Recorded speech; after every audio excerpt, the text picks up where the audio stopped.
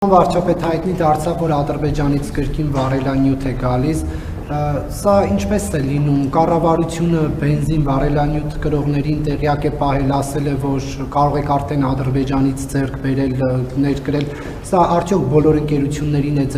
տեղյակ պահել, գործընթացը ինչպես եղել, դա հանրության համար անհայտ է, սա կխնդրեմ պարզաբանեք եւ արդյոք Ադրբեջանն էլ հետաքրքրված է հայկական ապրանքներ ներկրելով եւ եթե այո, ապա այս փուլում կոնկրետ որ ապրանքների շուրջ քննարկումներ կան։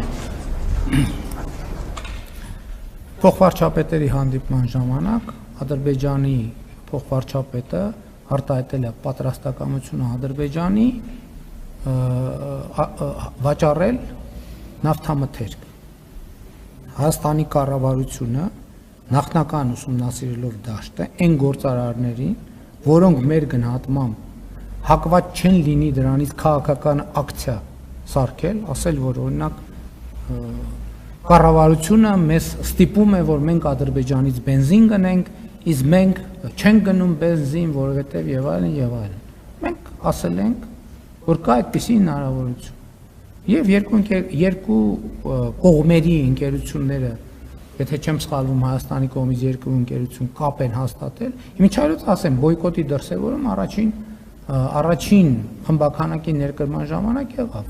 որովհետև եղան ցանցեր, ովքեր հրաժարվեցին վաճառել այդ բենզինը, ինչը նշանակում է, որ մեր նախնական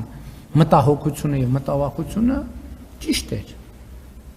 Եվ հիմա 1, 2, 3, 4-ին ես կարծում եմ, որ բոլորի համար հասկանալի կլինի, որ այդ շուկան եւ հնարավորությունը բաց է բոլորի համար եւ ով ուզենա կարող է դրանից օգտվել։ Այսինքն որևէ ուրիշ այլ սահմանափակում չկա։ Հիմա անկեղծ ասած տենց process-ներ կան, որ Հայաստանը եւ Ադրբեջանը պոտենցիալ ապրանքների ցանկեր են փոխանակում, թե ինչ ձեռք բերելու եւ ինչ վաճառելու եւ ինչ գնելու հարցում են հետաքրքրված եւ process գնում է, երբ որ նորություններ կլինեն կիմանանք։ Այսինքն կա քննարկում։ Ես գիտեմ, որ նախնական ապրանքախմբերի ցանկեր են փոխանակվել, դեռևս ուսումնասիրության